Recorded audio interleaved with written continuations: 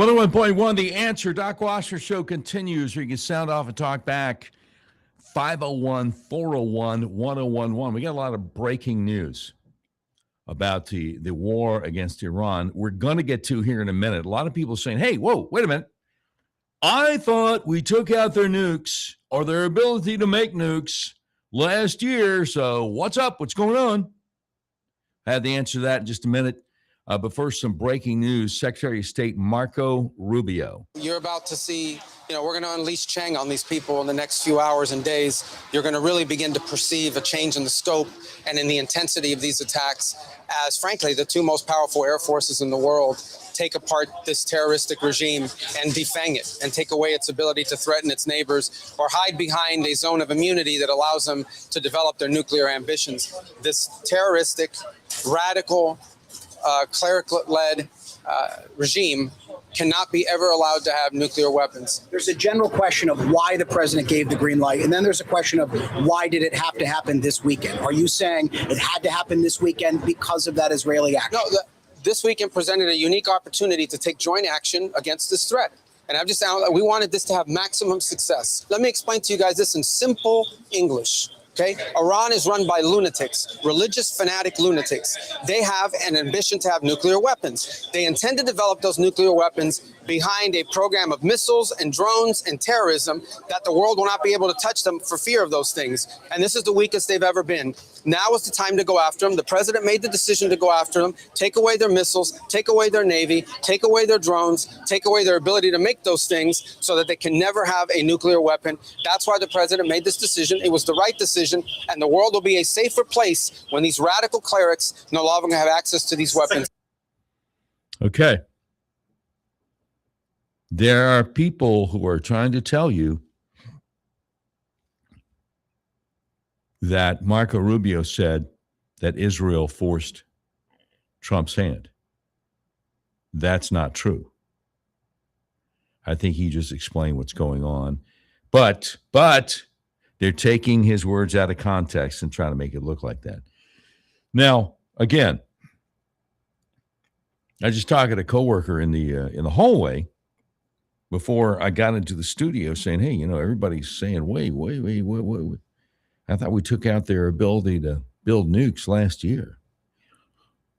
So what are they talking about, the nuke program? Why are we even doing this? What's going on? Well, the best explanation to that question that I have heard was Vice President J.D. Vance on with Jesse Waters last night. Let's go with cut one, please. Vice President of the United States, J.D. Vance, joins us now. Mr. Vice President, why this operation and why now? Well, good evening, Jesse. So to step back just a little bit, if you go back to Midnight Hammer in the summer, what the president wanted to do with that mission was eliminate Iran's ability to build a nuclear weapon. And we did destroy the nuclear enrichment facilities during Operation Midnight Hammer over the summer. Now, here's the thing, Jesse. We destroyed Iran's ability to build a nuclear weapon during President Trump's term. We set them back substantially. But I think the president was looking for the long haul. He was looking for Iran to make a significant long-term commitment that they would never build a nuclear weapon, that they would not pursue the ability to be on the brink of a nuclear weapon. And after months, really almost a year of painstaking diplomacy, what the president determined is he didn't want to just keep the keep the country safe from an Iranian nuclear weapon for the first 3-4 years of his second term. He wanted to make sure that Iran could never have a nuclear weapon, and that would require fundamentally a change in mindset from the Iranian regime. So he saw that the Iranian regime was weakened. He knew that they were committed to getting on that brink of a nuclear weapon, and he decided to take action because he felt that was necessary in order to protect the nation's security. You got that? Now, if you've been listening since the top of the show 5.5 minutes ago, always keep in mind what Marco Rubio said. Iran now for 47 years has been run by religious fanatics, religious lunatics who want to blow people up. And that's why they can't be ever be allowed to have nukes. J.D. Vance on with Jesse Waters on Fox last night, cut two. So Senator Marco Rubio, Secretary Rubio, and the president have both said something along the lines of, you ain't seen nothing yet. We can hit 3 times as hard. What does that mean? Well, what it means, Jesse, is we have a lot of capacity here. I think there's a lot of chatter about what our objectives is, what our goal is. I mean, I think the president's been extremely clear about our objectives, and it's that Iran cannot have a nuclear weapon. But there's also been a lot of conversation about what are our capabilities. And look, I know this stuff. Obviously, I'm not going to reveal classified information here on air, but the president of the United States knows what we're able to do. He knows that we have much greater capacity to inflict damage on the Iranian nuclear program, but also on various missiles that threaten our troops. As you've seen, they've been launching those at our troops for much of the past 3 days. So I think the president has made it very clear that the United States has a lot of optionality here. And, you know, we could go for a little bit longer. We could go for a lot longer. But I think the president just wants to make it clear to the Iranians and to the world that he is not going to rest until he accomplishes that all important objective of ensuring that Iran can't have a nuclear weapon, not just for the next few years, not just because we obliterated Fordo or some other enrichment facility, but because the Iranians themselves commit long term to not building a nuclear weapon. Right. So nobody in power now is going to commit to that. They will keep on, and we'll be talking about this. We'll be talking about this as the show unfolds today. They will keep on having meetings to appoint their new leader, and we'll keep on blowing up the meetings. And it's going to get to the point where, well, I mean, who's left? Now, I will say this.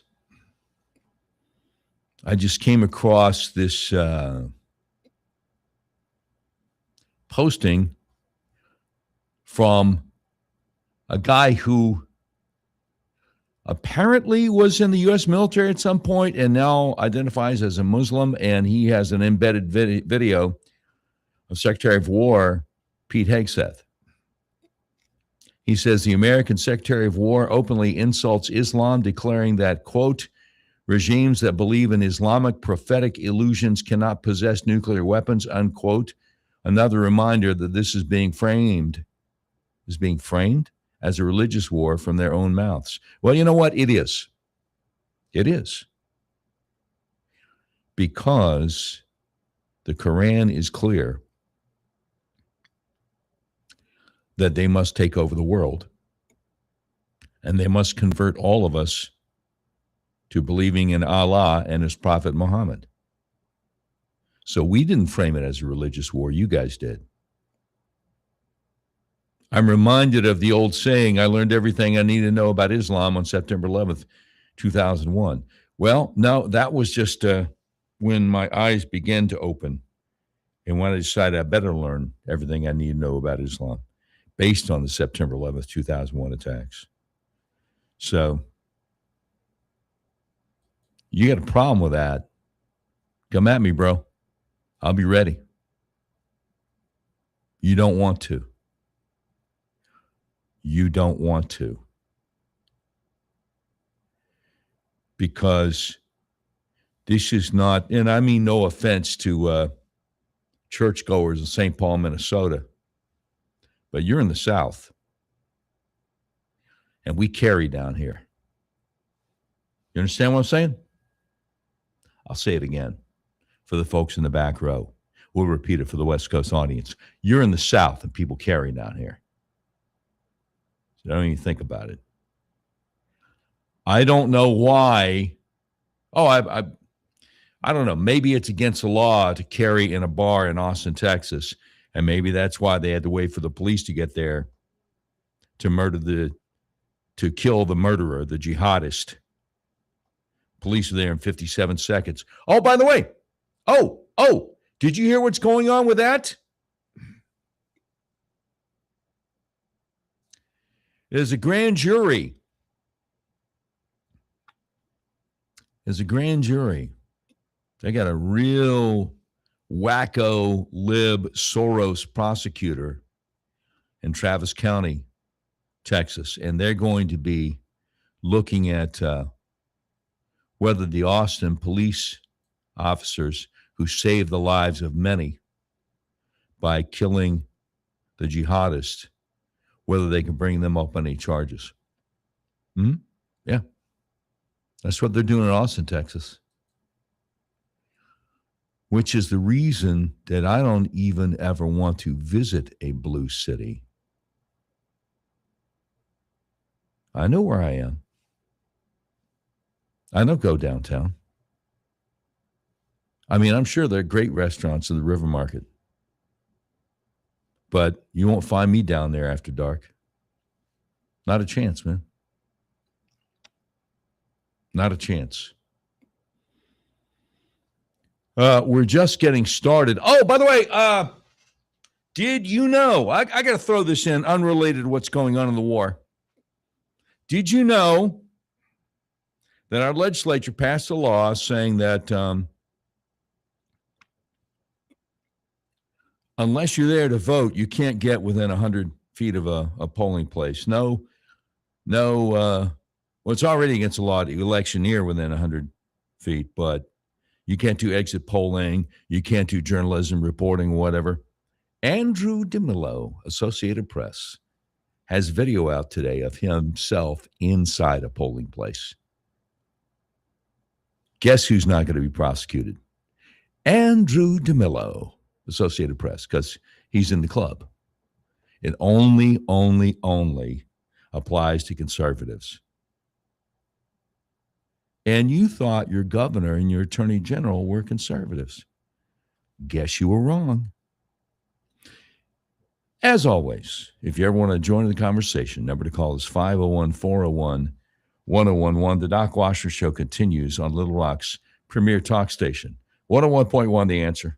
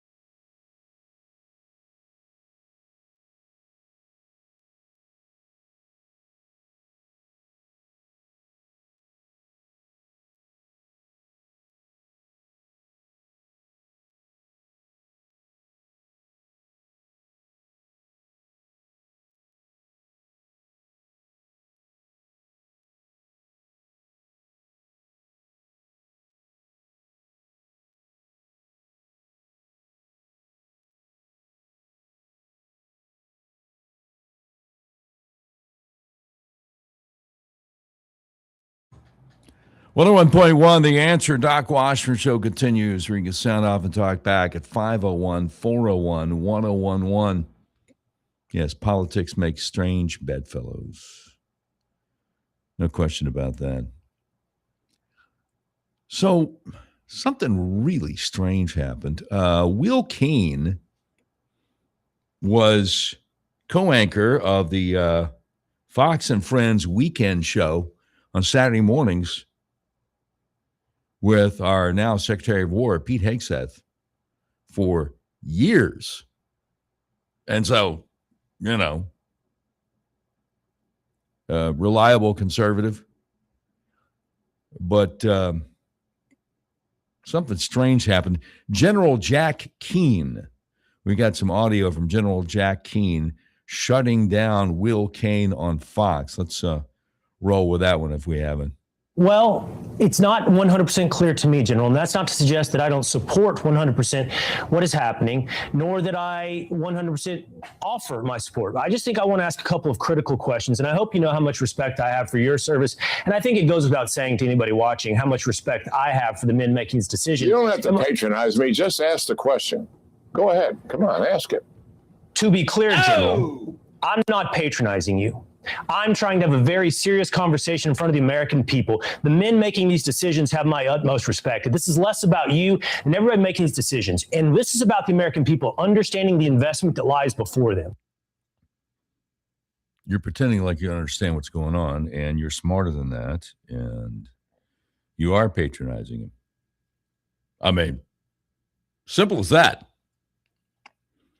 We got former Special Forces Agent Jim Hansen on Fox to clarify stuff. Let's go with that one. I would like to agree with everything the vice president just said. I think the administration has been perfectly clear, and I think the people who are saying that there is no plan, there are no clear goals, the mission is undefined, are simply playing politics. Secretary of War Hegseth this morning laid it out perfectly, and when he said that we not only need to take out any of their nuclear program that remains and they're trying to reconstitute, also their ballistic missiles, but the conventional forces that protect that stuff and allow them to have safe haven inside their country to do those foul deeds they're attempting to do. So that's why we're blowing up all of their dangerous toys. And I think that's the mission, not trying to topple the government. Exactly. It's frustrating when people who are smart enough to know better act like, well, I don't know, man. What are we trying to do? What's the deal? I expected better out of Will Cain. I think it's probably the first time I've ever disagreed with him on anything. Let me tell you what we're up against. So Steve Witkoff, who with Jared Kushner were appointed by President Trump to try to negotiate with the Iranians about nuclear capacity. And a lot of us have been really frustrated with Steve Witkoff. I've been very critical of Steve Witkoff. I'll admit it. But did you hear what he told Hannity on Fox last night? Here it is. And when you made the statement that they may be a week away from possibly having capability, at that moment, I interpreted that to mean it's go time, it's over. Was I wrong? Was that the moment that it was over? Well, I don't know if that exact moment it was over, but I know this. They have 10,000 roughly kilograms of fissionable material. That's broken up into roughly 460 kilograms of 60% enriched uranium, another 1,000 kilograms of 20% enriched uranium, and the balance is at 3.67. They manufacture their own centrifuges to enrich this material. So there's almost no stopping them. They have an endless supply of it. The 60% material, Sean, can be brought to 90%. That's weapons grade, in roughly 1 week, maybe 10 days at the outside. The 20% can be brought to weapons grade inside of 3 to 4 weeks. And let me say this, because I forgot this small little detail. In that first meeting, both the Iranian negotiators said to us directly, with no shame, that they controlled 460 kilograms of 60%, and they're aware that that could make 11 nuclear bombs, and that was the beginning of their negotiating stance. So they were proud of it. They were proud that they had evaded all sorts of oversight protocols to get to a place where they could deliver 11 nuclear bombs. Okay, did you get what he was saying? We have enough fissionable material to make 11 nuclear bombs, and that's non-negotiable. We're not giving that up.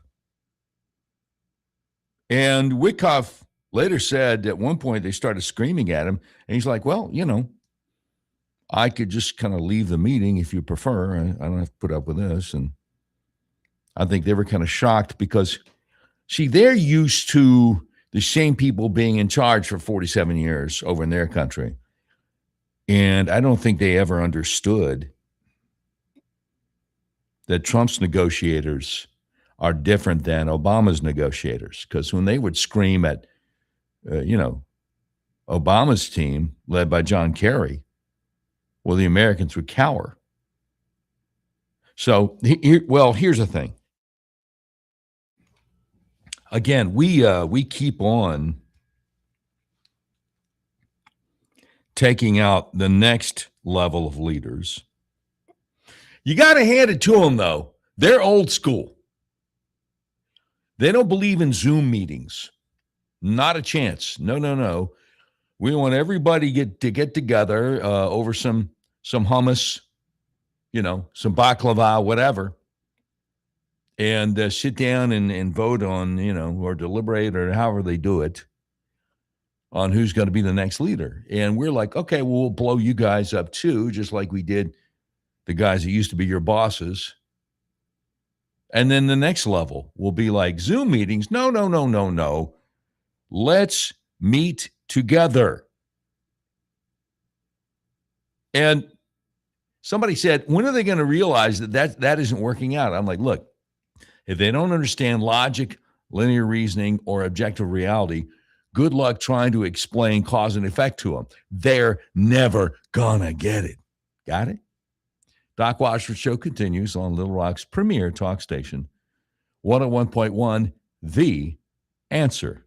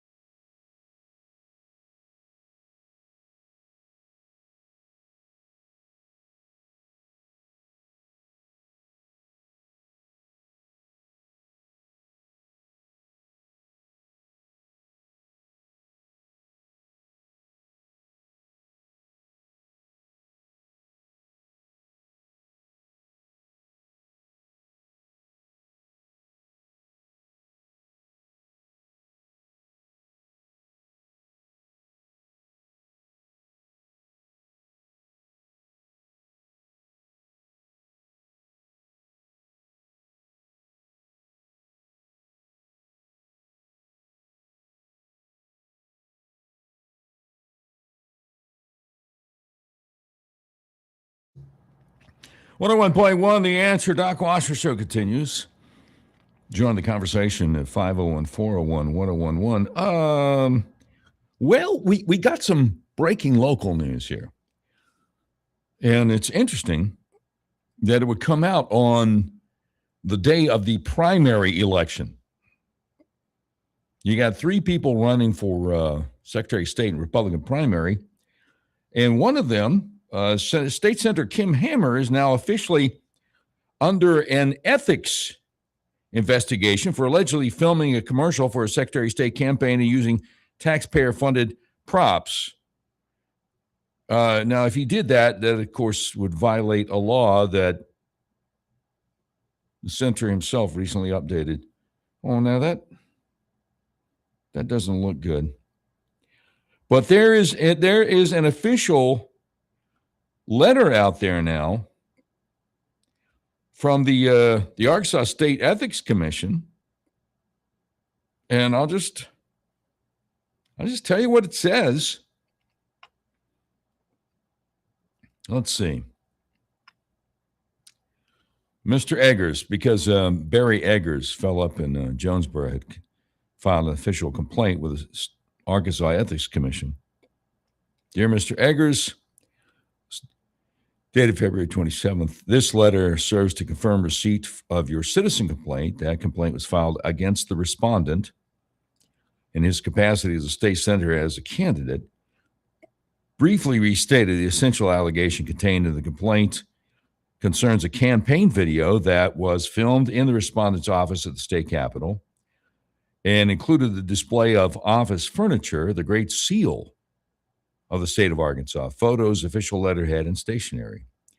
It has been determined that your complaint meets the basic requirements set forth in the Ethics Commission's Rules of Practice and Procedure, and they list the rule on that. Accordingly, an investigation is being commenced. The focus of the investigation will be whether or not the respondent violated Arkansas Code annotated 7-1-103A3A in connection with the production of a campaign advertisement. That statutory subdivision provides as follows. It shall be unlawful for any public servant, as defined in 21-8-402, to use any office or room furnished at public expense to distribute any letters, circulars, or other campaign materials, unless such office or room is regularly used by members of the public for such purposes without regard to political affiliation. Yeah, I don't think members of the public are using Kim Hammer's state senate office. It shall further be unlawful for any public servant to use for campaign purposes any item of personal property provided with public funds. Wow. So,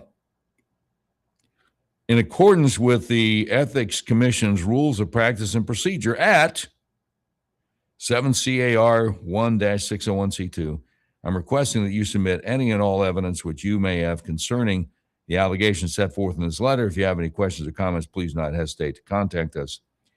And it's signed Jill Rogers Barham, Interim Director of the Arkansas State Ethics Commission. So, you almost get the impression here that if the State Ethics Commission finds that State Senator Kim Hammer actually broke the law, that maybe he's not running a really ethical campaign and running for Secretary of State. I mean, that's just my opinion. I'm no lawyer.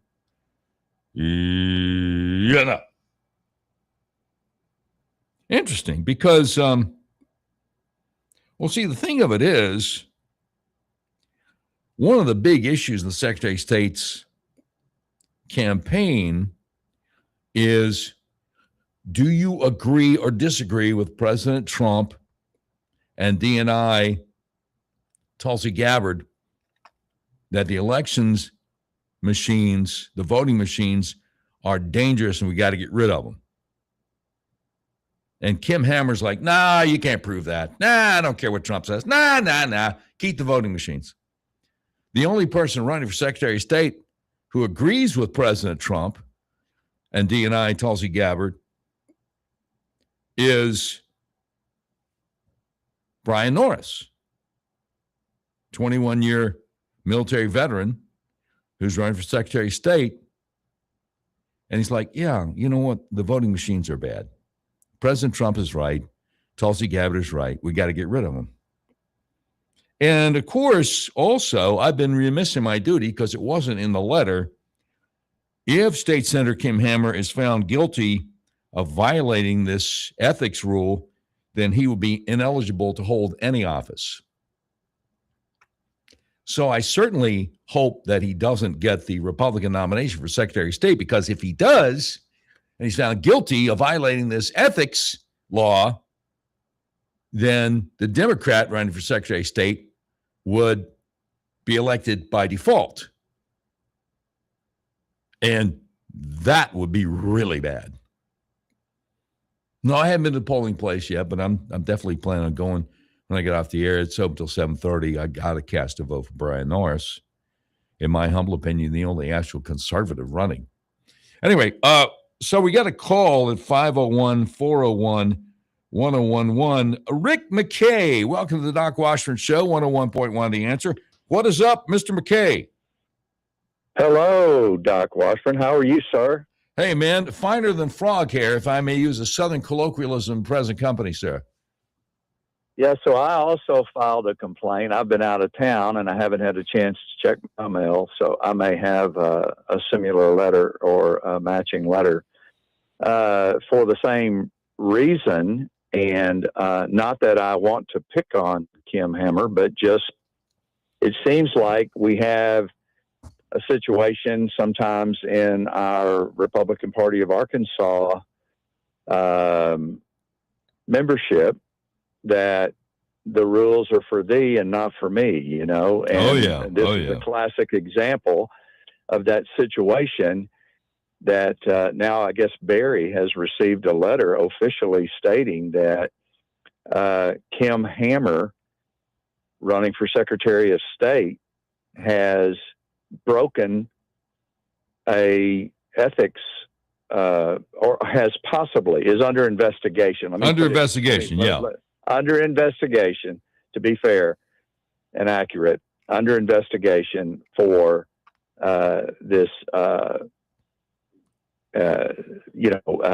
ethics issue of producing this ad in his office. So, you know, how I feel about this, Doc, is that I just can't imagine, with all of the information and all of the evidence that we have out now about these machines. I mean, we know specifically how it's done. Yeah. We know how it's done. You can't change 100,000 ballots, paper ballots, in a matter of seconds. No. However, on these machines, you can change 100,000 votes in the flick of a switch. That's right. In a matter of 6 seconds or 8 seconds or whatever. And we have cast vote record charts that show that that's exactly what they're doing.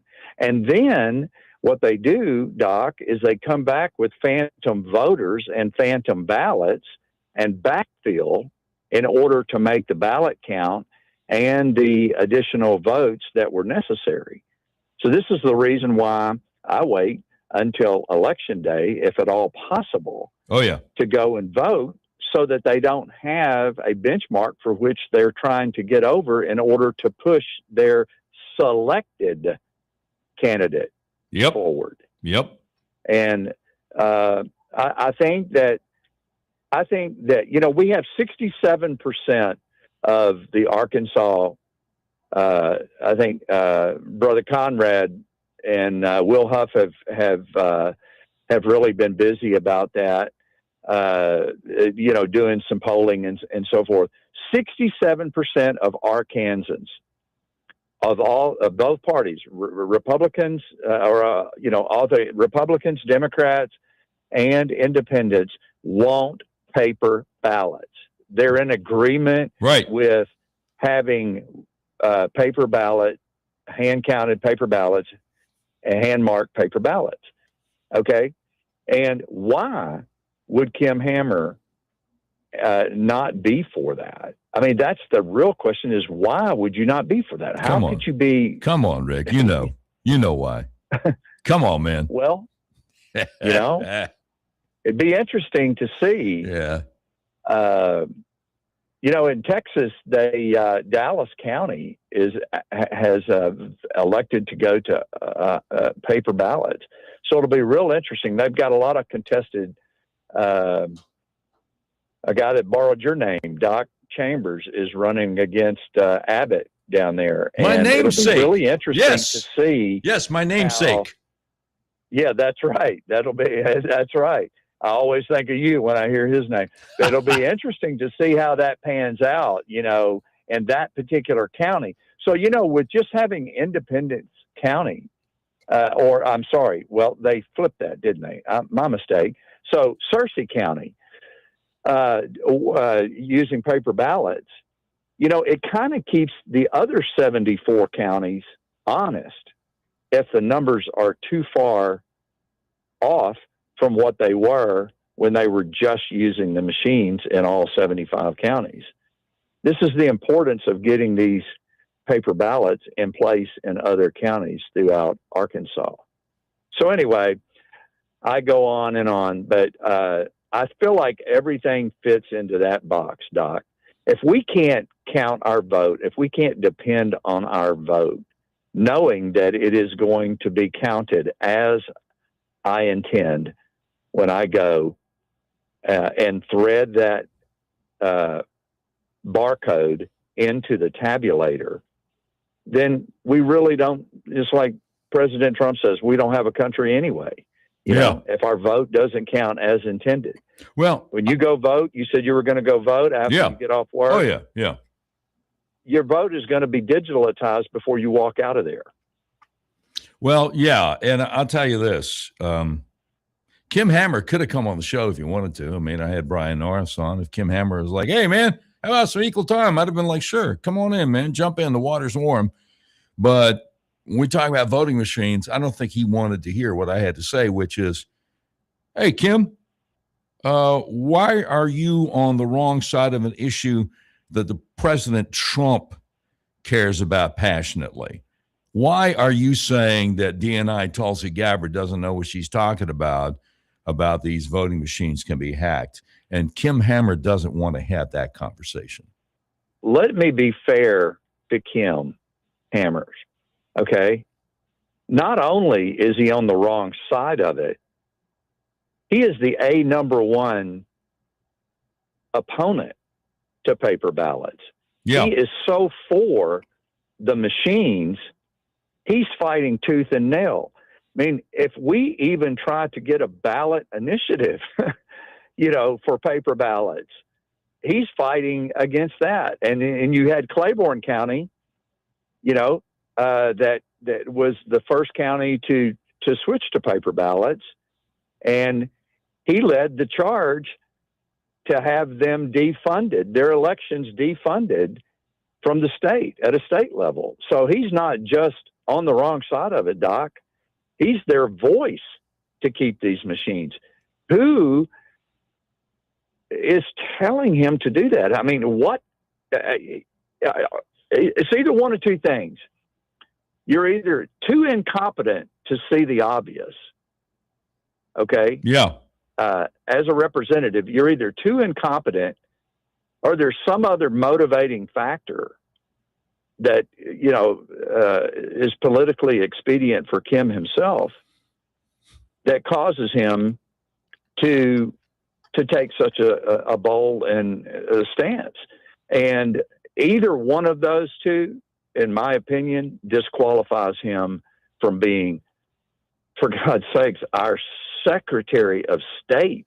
That is our chief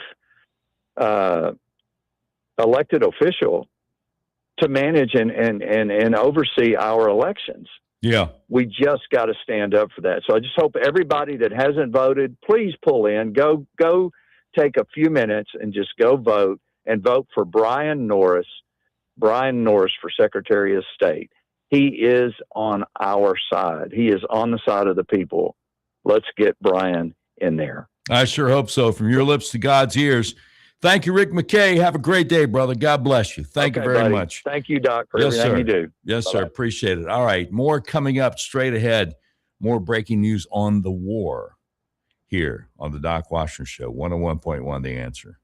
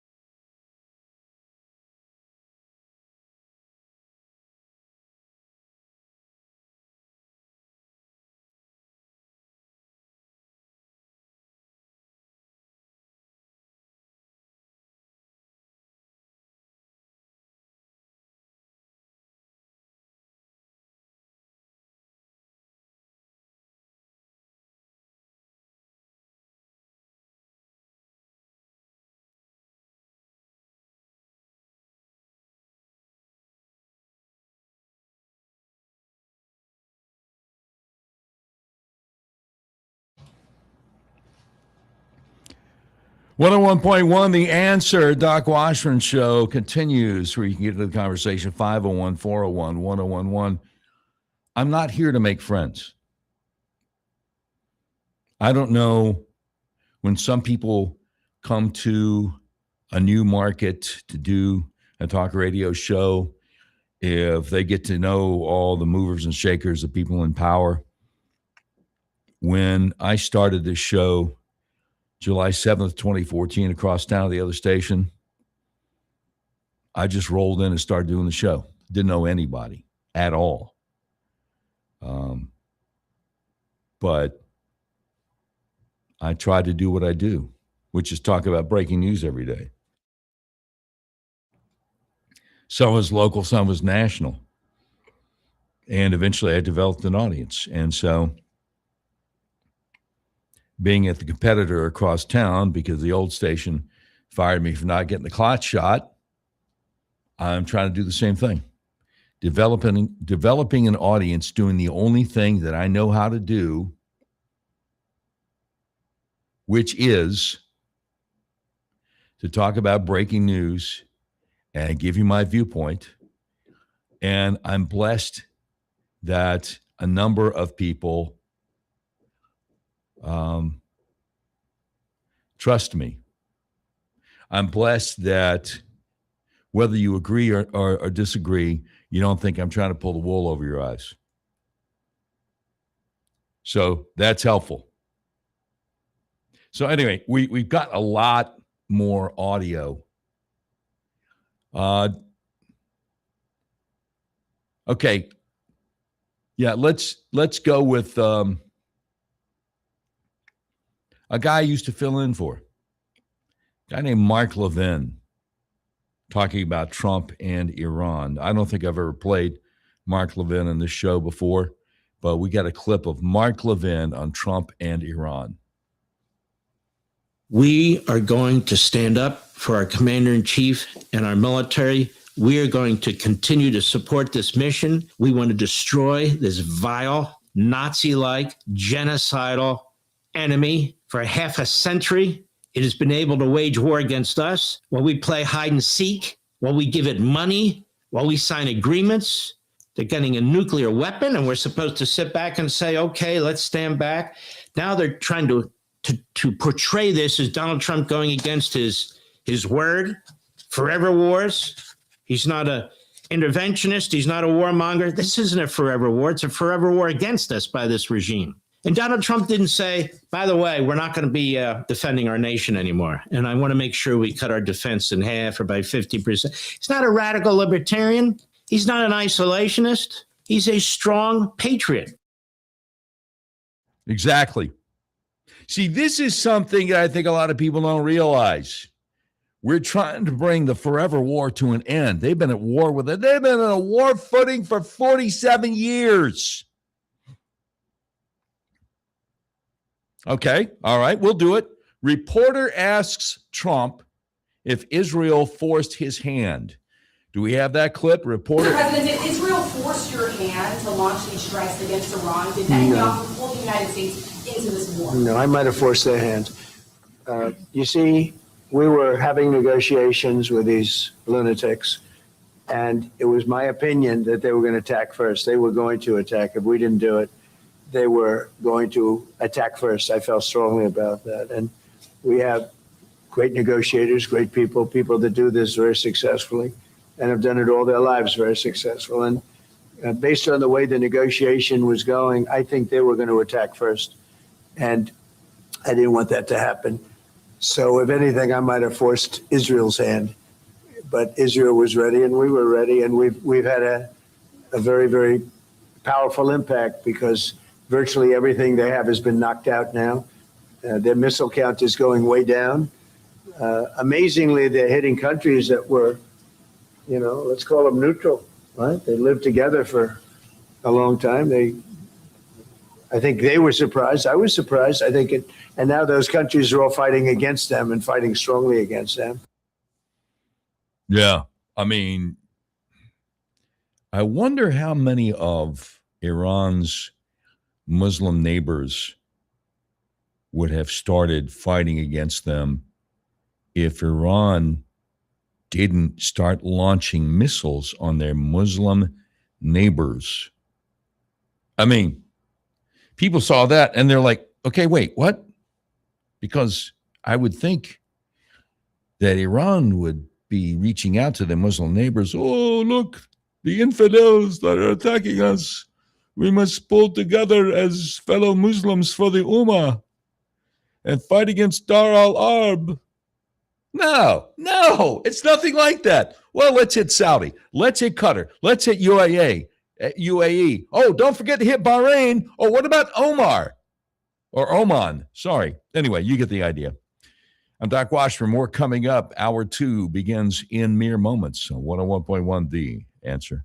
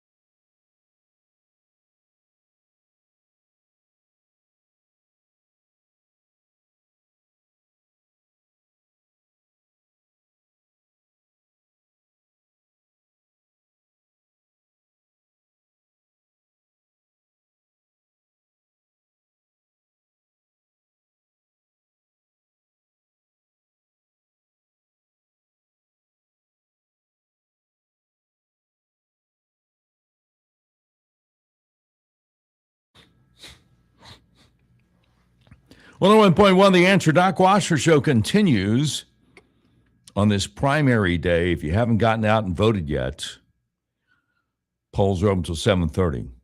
I'm planning on going after I get off the air.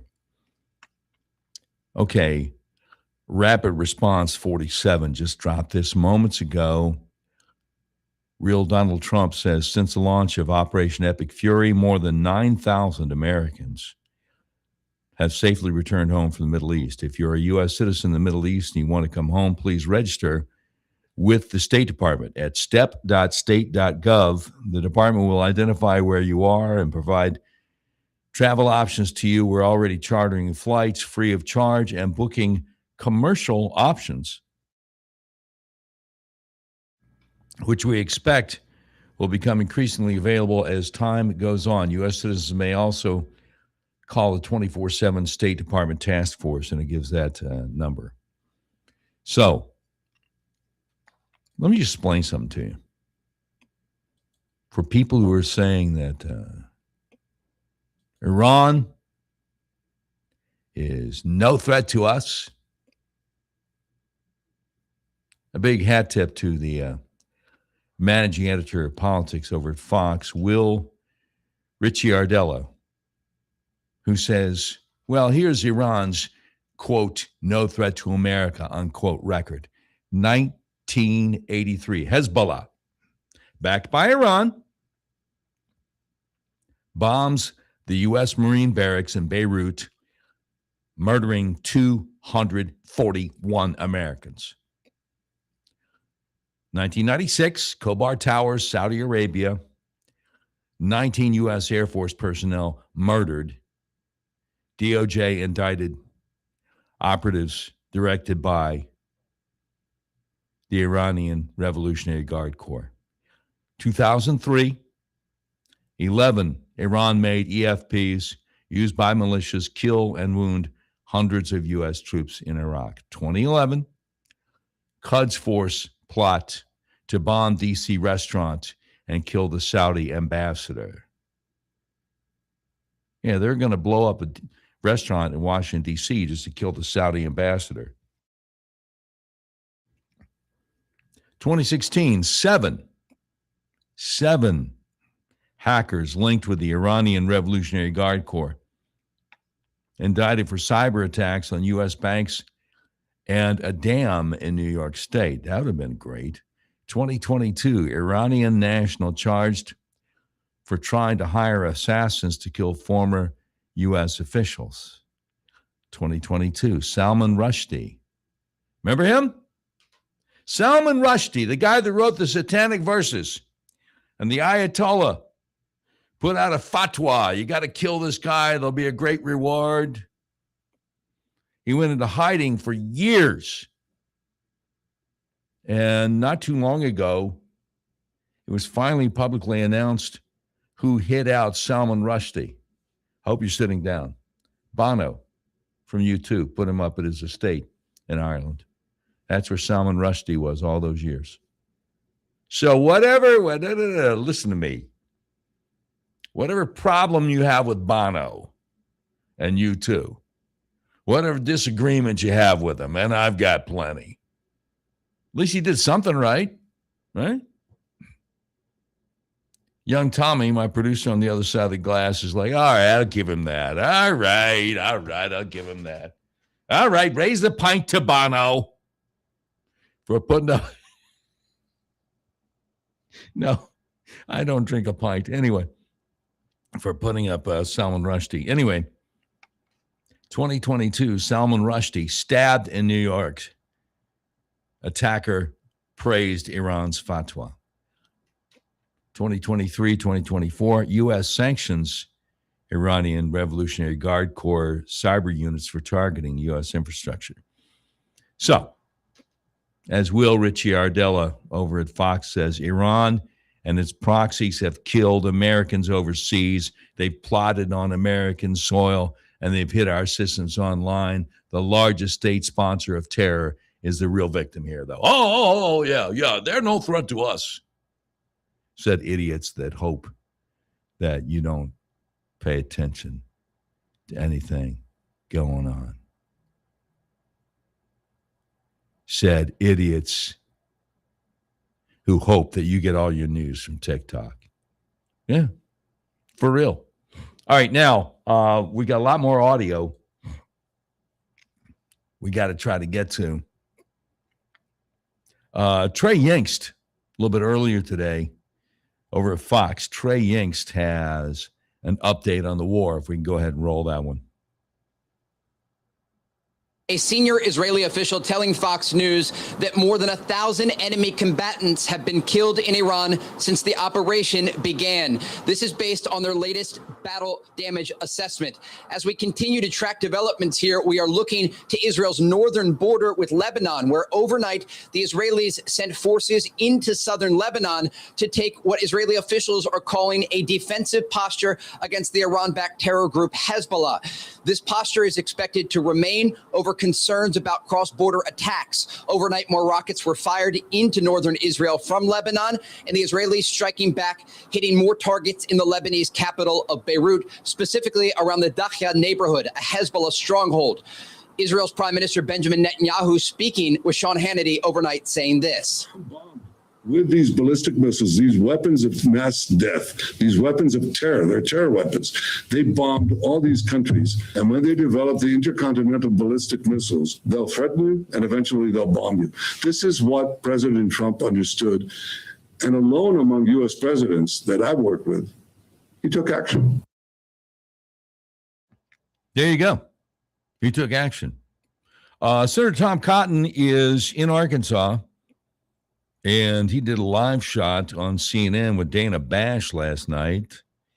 I wouldn't have known anything about it, but unlike you, I don't have a life. So 24/7, I'm just looking on X. That's where news breaks. And just scrolling through and seeing what I can find, trying to get ready for the next show. I'm like, oh, okay. So Tom Cotton, on CNN. What did he say? Oh, okay. Yeah, I think that's airworthy.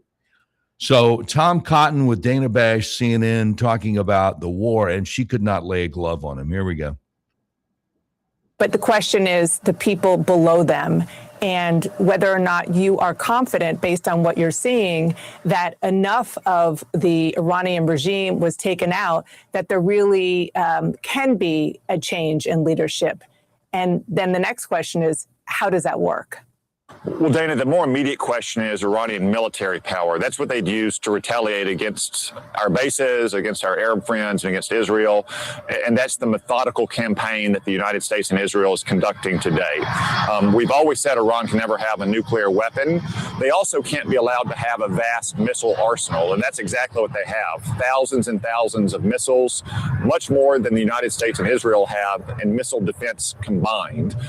And it's much easier to kill the archer on the ground than it is to shoot his arrow out of the sky. So what the American people will see in the days ahead is going to be a methodical and systematic focus on Iran's missiles, its missile launchers, and ultimately its missile manufacturing capability, so they can't continue to threaten our troops in Israel and our other friends in the region.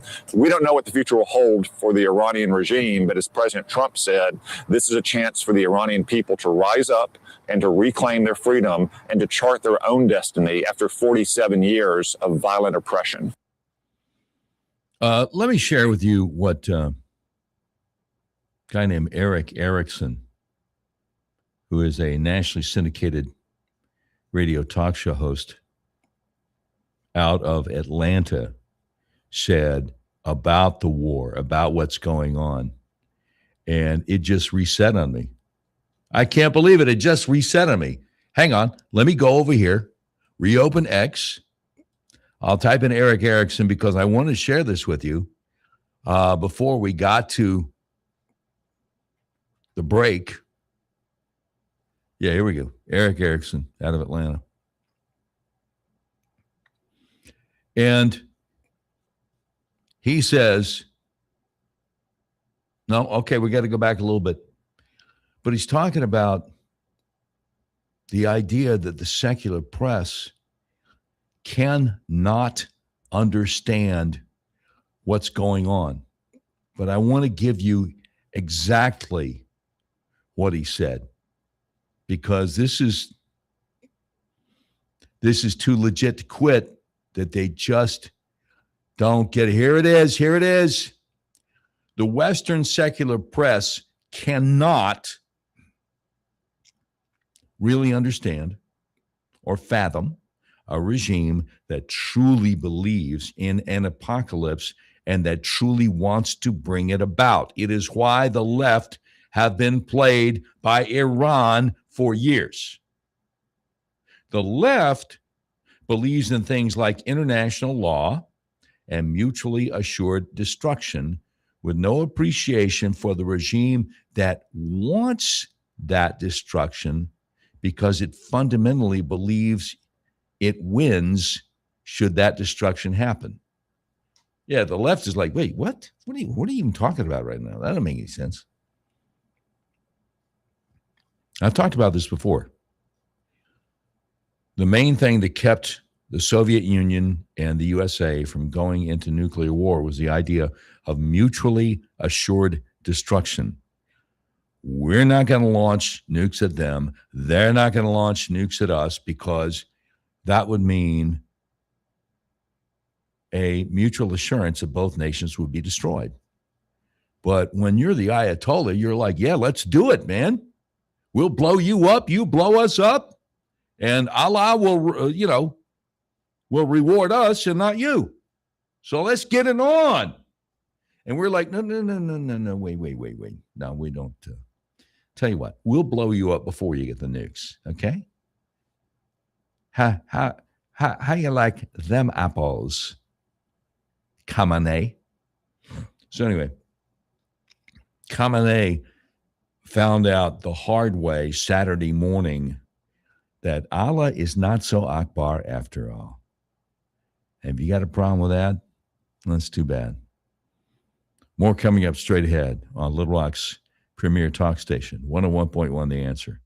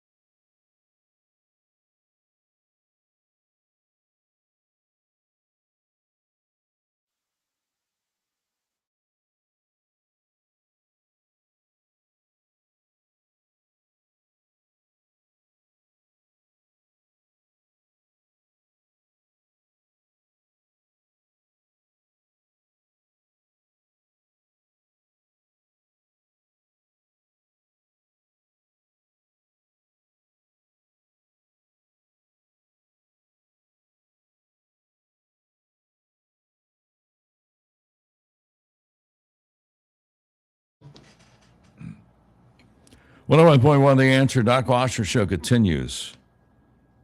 Get a conversation anytime you want. 501-401-1011. Breaking news over on Fox about one of our facilities being hit in Saudi Arabia. Producer Tommy, can we roll that, please?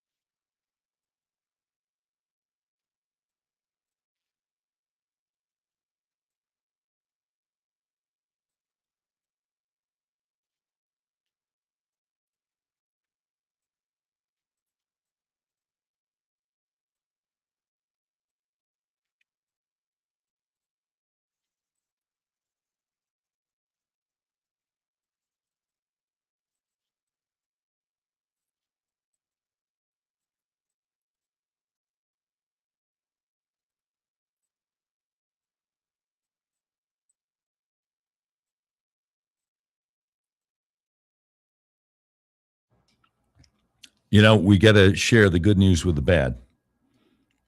So that's very concerning. I mean, we're at war. And President Trump has said from the start that, unfortunately, he does expect some casualties. Now, Ari Fleischer, who was a White House press secretary under W, has been a contributor on Fox News for years. And interesting that he was a White House press secretary under W, because he certainly seems to be more conservative than George W. Bush. Anyway, he's out there on X saying, if this is true, I'll tell you what he's talking about. Every Iranian leader is cooked. If it's not true, it's the best psyop ever conceived.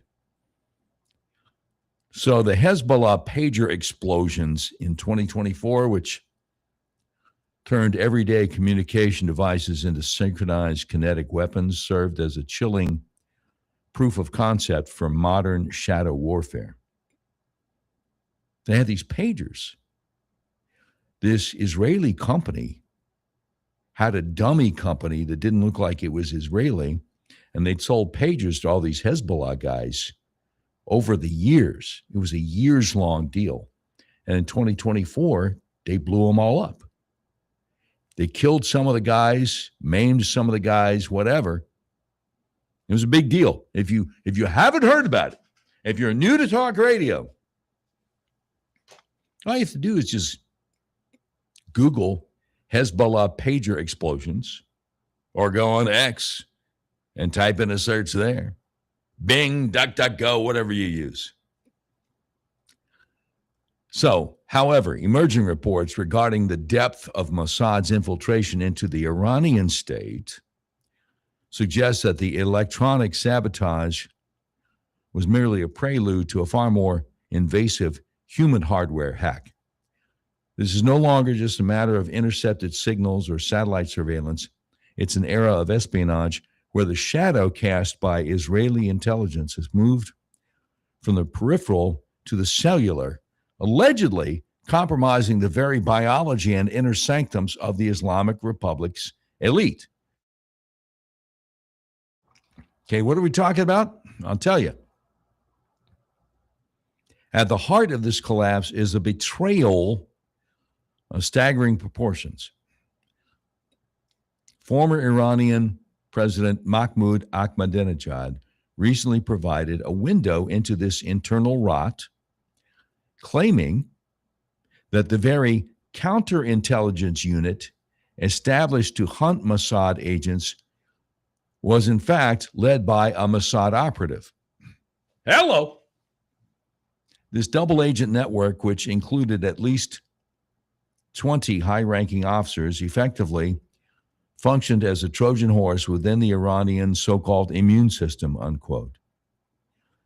This compromise explains how Israel was able to orchestrate the daring 2018 theft of Iran's nuclear archives and the pinpoint assassinations of top scientists. When the guards at the gate are on the enemy's payroll, the concept of a so-called secure location ceases to exist.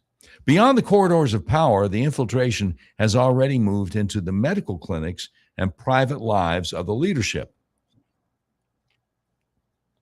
Intelligence circles are buzzing with claims of so-called medical espionage, where Mossad operatives posing as specialized doctors or dentists used routine procedures to plant miniature tracking devices, whether through nano trackers slipped into dental work or beacons implanted during endoscopies.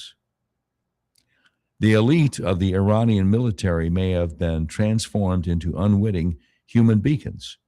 The level of deep tissue infiltration provides a logical explanation for the terrifying accuracy of recent strikes that have reportedly neutralized well over 400 high-ranking Iranian officials. It suggests a move beyond wiretapping phones toward wiretapping human bodies themselves. Oh, buddy! The total information dominance is psychological as much as it is physical. Viral reports suggest that Mossad's reach is so absolute that agents have successfully recorded footage from within the supreme leader's most secure compounds, turning the regime's most trusted advisors and security details into conduits for Tel Aviv. The regime now operates in a state of terminal paranoia. Every encrypted message, every medical checkup, and every so-called loyal lieutenant is potential liability. If the pager operation was a mic drop, the systematic dismantling of the Iranian state from the inside out is the encore. Mossad has demonstrated they don't need to breach the walls of a fortress if they already own the people inside. Iranian regime is no longer just being watched, it's being surgically deconstructed from within its own marrow. I wonder if that's true. That's pretty amazing if it is. Hey, thanks, and a big hat tip. Ari Fleischer over there on X. I'm Doc Washburn. The show continues on Little Rock's premier talk station, 101.1 The Answer.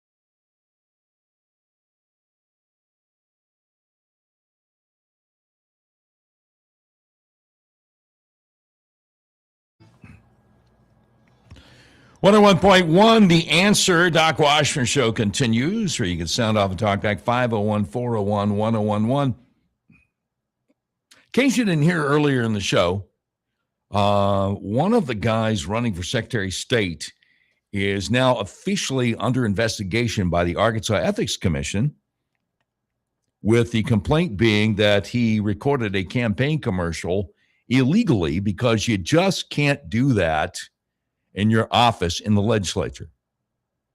So that's State Senator Kim Hammer, running for Secretary of State, the guy who says, oh, you can trust the voting machines. They're just fine. No, pay no never mind to what President Trump and Tulsi Gabbard said. No, the voting machines, they're just fine. There's one person who's actually a conservative, actually wants to get rid of the voting machines, go to hand-marked paper ballots, who's running for Secretary of State. His name is Brian Norris. Just in case you haven't been to the polling place. Now, if you want to keep the voting machines, Kim Hamster is your guy. But, if you want secure elections, hand-marked paper ballots, then Brian Norris is your guy. Just so you know. All right, we have a lot of audio from the president from this afternoon answering questions about the war. Let me see. Where can we start here? Because I need to tell young Tommy which one to play. Yeah, okay. Just do it. We'll do it alphabetically. Reporter asks Trump if Israel forced his hand. Can we run that one? Reporter asks Trump if Israel forced his hand. We already played that one? Oh, okay. Well, he said, no, I probably forced their hand. So in other words, he makes Tucker Carlson out to be a liar. Okay, we already played that one earlier in the show. Okay, how about Trump on Iranian line of succession? I'm pretty sure we haven't played that one. This is kind of funny, actually. I guess the worst case would be we do this and then somebody takes over who's as bad as the previous person, right? That could happen. We don't want that to happen. That would probably be the worst. You go through this and then in 5 years you realize you put somebody in who is no better. So we'd like to see somebody in there that's going to bring it back for the people. And we'll see what happens with the people. They have their chance. And we've said, don't do it yet. If you're going to go out and protest, don't do it yet. It's very dangerous out there. A lot of bombs are being dropped. But I would say that would be about the worst. Do you have someone in mind right now? Because you said all the people you did have in mind have been taken out. What do you think? Well, most of the people we had in mind are dead. So, we had some in mind from that group that is dead. And now we have another group. They may be dead also, based on reports. So I guess you have a third wave coming in. Pretty soon we're not going to know anybody. It's just remarkable. These guys see meetings of top regime officials being blown up. And instead of saying, guys, look, if we're going to figure out who's going to be in charge of what's left, why don't we do it like a Zoom meeting so we're not all at the same place? Because then we'll get blown up. No. Allah Akbar and all that stuff. So like I said earlier, you're dealing with low IQ guys. Muhammad encouraged intermarrying first cousins, which leads to a lot of birth defects, leads to higher infant mortality. But the people that survive, the IQ gets lower and lower, and they've been doing this for over 13 centuries now. So they really don't have much of a grip on logic, linear reasoning, objective reality. So if somebody's going to try to say, hey, guys, the meetings keep on getting blown up, why don't you do it like a Zoom call or a Microsoft Teams meeting or whatever? If they don't get logic, linear reasoning, or objective reality, good luck trying to explain cause and effect. They're not going to get that either. Now, just so you know, the Shiite mosque memorial for Ayatollah Ali Khamenei at Dearborn, Michigan, the guy is saying this country was built by devil worshippers. Statue of Liberty is Lucifer. Khamenei was a great leader of our time, received martyrdom after 86 years of jihad. We want our children to grow up with this culture.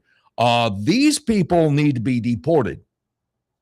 Get them out of the USA yesterday. Just so you know. That's my opinion, and you're entitled to it. All right.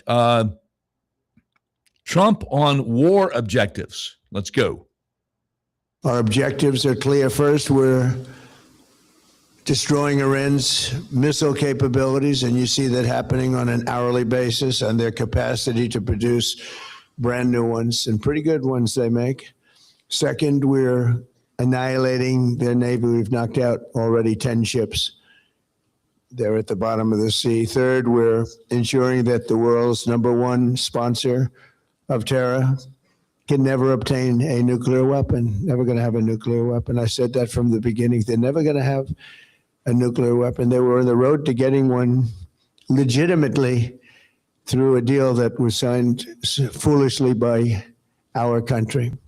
And finally, we're ensuring that the Iranian regime cannot continue to arm, fund, and direct terrorist armies outside of their borders. And we thought we had a deal, but then they backed out, and they came back, and we thought we had a deal, and they backed out. I said, you can't deal with these people. You got to do it the right way. Today, we grieve for the 4 heroic American service members who have been killed in action and send our love and support to their families. In their memory, we continue this mission with ferocious, unyielding resolve to crush the threat this terrorist regime poses to the American people, and a threat indeed it is. You know, I love everything the guy's saying. And I would tell you if I didn't. You know? For 10 years now, I've made it clear where I agree with President Trump, where I disagree with him, going back over 10 years. But I kind of hoped that when he talked about taking out the Ayatollah, he kind of put a little Shane Gillis on it. You know? He died like a dog. He was whimpering at the end. He was actually weeping. I wouldn't have whimpered. I wouldn't have wept. We hunted him down. We blew him up just like a canine. And by the way, the Muslims, they don't like dogs. What's the problem? He died like a dog. Anyway, I can't do a very good Trump. You know who does great Trump impersonation? Shane Gillis, Jamie Foxx, of all people. Have you ever seen him do the Trump impersonation where he's got Snoop just howls of laughter? And this guy that's been on Fox and Friends a few times, Sean Farrar, really good Trump impersonations. A man's got to know his limitations. The great philosopher Clint Eastwood said, and one of them is I just can't do a very good Trump impersonation. All right, Trump on why we had to do it. Let's play that one. But we're doing very well, and I think a big factor in this world and future factor is what we're doing right now with Iran. If we don't stop them, or if we didn't stop them, or if we didn't start, they've been decimated. But if we didn't do what we're doing right now, you would have had a nuclear war, and they would have taken out many countries, because you know what? They're sick people. They're mentally ill, sick people. They're angry. They're crazy. They're sick. Thank you very much. All right, by the way, it's been over 48 hours since Iran bombed a Palestinian hospital in East Jerusalem. Anybody say anything? Mehdi Hassan, silent. Cenk Uygur, silent. Rashida Tlaib, silent. Ilhan Omar, silent. Greta Thunberg, not a word. Not a word. Bunch of posers.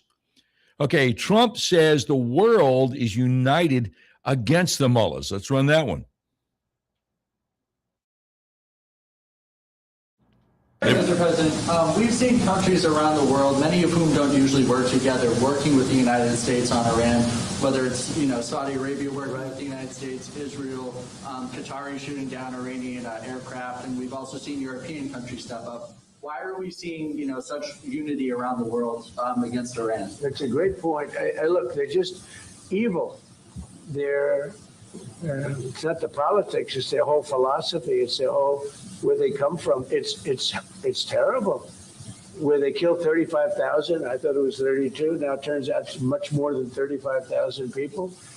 And in some cases using machine guns with people that have no weapon. They have no weapon, and they're being machine gunned, they're being sniped from buildings. They're hitting the people with snipers right through the eyes. It's just a very evil ideology. And nobody's really seen anything like it. As I said, even the fact that they've attacked all of their neighbors, and the neighbors weren't attacking. They thought they'd maybe sit it out or what. They've hit Qatar, they've hit UAE, they've hit Saudi Arabia, they've hit Oman. They were helping us negotiate. They got hit. Everybody got hit because they're evil and they're bad. It's a bad seed, and somebody had to do it. All right, I don't know if you're aware of this. Maybe you weren't listening earlier. So this morning, Israel struck the Assembly of Experts building in Qom, Iran, spelled Qom. The 88-member clerical body constitutionally responsible for selecting Iran's next supreme leader. Now, this is being reported from some whacked-out liberal reporter in Australia. Reports indicate the building was hit while members were casting ballots to choose Ayatollah Khamenei's successor. So this guy's really upset about that. That's too bad. But I like the response here from the cynical Publius. He said, gee whiz, Iran is going through mullahs faster than the Cleveland Browns go through quarterbacks. Hello! Oh, boy, where's Shador when you need him? All right, more coming up as the Doc Washburn Show continues. Little Rock's home for Real Talk Radio. 101.1 The Answer.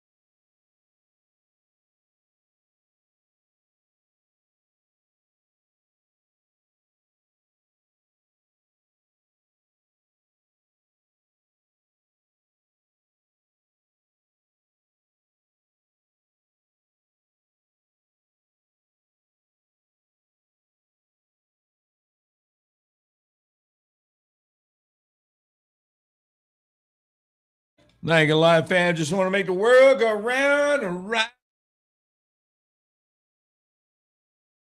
And round and round. All right, 101.1 The Answer. Doc Washburn Show continues. Sound off and talk back, 501-401-1011.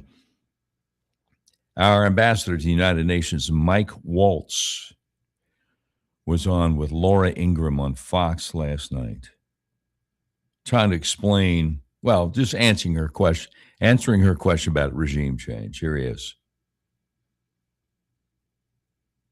The issue of regime change, which I addressed in the angle, obviously the president campaigned for more than a decade, both as a private citizen and running for office, that he was against regime change. So is the objective here what we had initially thought is to totally decimate their nuclear capability? They can't sponsor terrorism around the world. Is that victory here, or is victory putting in a new, more Western type government along with that. Laura, the president laid it out. The Secretary Rubio has laid it out. They cannot have a nuclear weapon. They have to give up their long-range ballistic missiles. They cannot continue to sponsor terrorism all over the world, as what many administrations have put up with as the world's largest state sponsor of terrorism.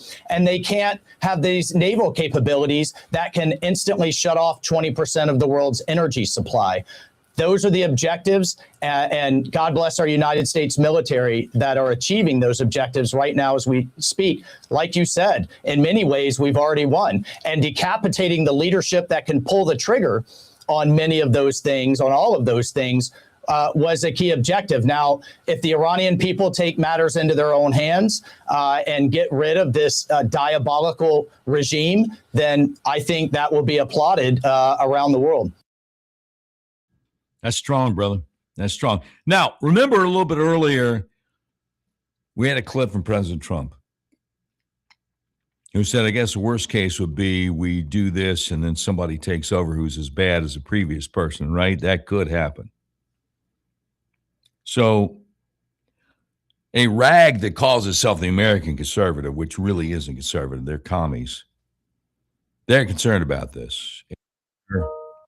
I don't know. And their executive director, Kurt Mills, predicts Trump's war with Iran would galvanize a new generation of leaders that will be hostile to the U.S. Yes, Kurt Mills, who, by the way, he's saying this on Steve Bannon's War Room over on Real America's Voice. Now, you remember Steve Bannon, everybody thought he was a conservative. Trump was on to him years ago when he fired him, called him Sloppy Steve. Steve Bannon really tight with Jeffrey Epstein. Anyway, he is platforming this Kurt Mills, executive director of the so-called American Conservative magazine, who says we're creating a more radicalized, potentially more formidable Islamic Republic. Now, I just love what Colonel Kurt Schlichter says in response. Don't fight back because it might make them mad at you. For real. Americans conservative my elbow. Doggone lib. The guy's no conservative. Yeah. Oh, by the way, just in case your liberal friends and family over there on TikTok are saying that American or Israeli missile killed a bunch of school children in Iran, the Iranian government has already admitted it was one of their misfired missiles. But people keep lying. They keep lying. So Representative Jason Crow, who serves on the Intel and Armed Services Committees, Democrat, says that Trump is lying. Cynical Publius responds, you're the freaking liar. You know full well how many American servicemen and servicewomen died at the hands of Iranian EFPs. How do you sleep at night? Yeah. I often wonder about that. I really do. New York Post. New York Post reporting Ayatollah Khamenei's eldest son has been elected to supreme leader to replace his dad. The great David Burge, Iowa Hawk Blog over there on X says, Nepo target. Well, Nepo it's slang. It's short for nepotism. Know what I'm saying, Holmes? Yeah, so I think that's going to be a problem for this guy. I just don't think he's going to have much life expectancy because they keep on blowing these guys up. And, really, when you think about it, couldn't happen to a nicer bunch of guys, Did we force them to meet together in a conference room? I don't think we forced them to do that. They could have done a Zoom. They could have done a Microsoft Office meeting thing. Somebody said RIP in advance. Oh, no. He's not going to RIP. I like what Senator John Kennedy from Louisiana said, rest in pieces. Yeah, that's not rest in peace, rest in pieces. That's what he's going to do. We got to get that audio for tomorrow. I'm Doc Washburn, the great Dave Ellswick up at 7 o'clock in the morning. We'll see you, God willing, at 4:06 tomorrow, right here, 101.1 The Answer.